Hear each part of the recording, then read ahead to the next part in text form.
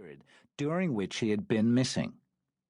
He never returned to teach at the college, to the relief of several of my elder colleagues, who now confessed that they had thought that young Cabot had never really fitted in. Shortly thereafter, I determined that I did not fit in either, and left the college. I did receive a check from Cabot to cover the cost of my camping equipment, which he had apparently lost.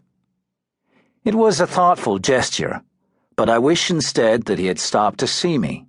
I would have seized his hand and forced him to speak to me, to tell me what had happened. Somehow, unlike my colleagues at the school, I had found the amnesia account too simple. It was not an adequate explanation. It couldn't be. How had he lived for those months? Where had he been? What had he done? It was almost 7 years after I'd known Tarl Cabot at the college when I saw him on the streets of Manhattan. By that time, I had long ago saved the money I needed for law school and had not taught for 3 years. Indeed, I was then completing my studies at the School of Law associated with one of New York's best-known private universities. He had changed very little, if at all. I rushed over to him and without thinking seized him by the shoulder. What happened next seemed almost too unbelievable to comprehend. He spun like a tiger, with a sudden cry of rage in some strange tongue, and I found myself seized in hands like steel, and with great force hurled helplessly across his knee, my spine an inch from being splintered like kindling wood.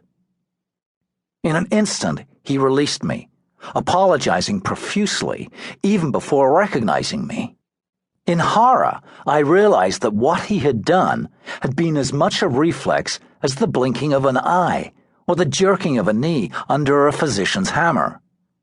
It was the reflex of an animal, whose instinct it is to destroy before it can be destroyed, or of a human being who has been tooled into such an animal, a human being who has been conditioned to kill swiftly, savagely, or be killed in the same fashion. I was covered with sweat. I knew that I'd been an instant from death. Was this the gentle Cabot I had known? "Harrison!" he cried. "Harrison Smith!" He lifted me easily to my feet, his words rapid and stumbling, trying to reassure me. "I'm sorry," he kept saying. Forgive me, old man." We looked at one another. He thrust out his hand impulsively, apologetically. I took it and we shook hands. I'm afraid my grip was a bit weak, and that my hand shook a little. "I'm really frightfully sorry," he said. There was a knot of people who had gathered, standing a safe distance away on the sidewalk. He smiled, the old, ingenuous, boyish smile I remembered from New Hampshire.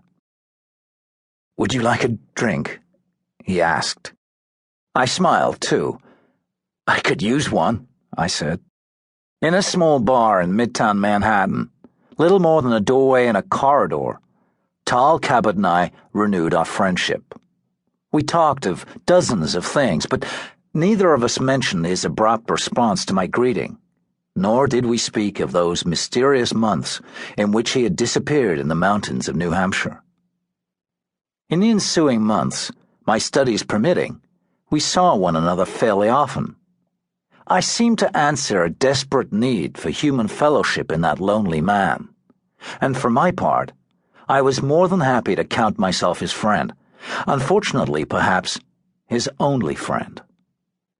I felt that the time would come when Cabot would speak to me of the mountains, but that he himself would have to choose that time. I was not eager to intrude into his affairs, or his secrets, as the case might be. It was enough to be once more his friend.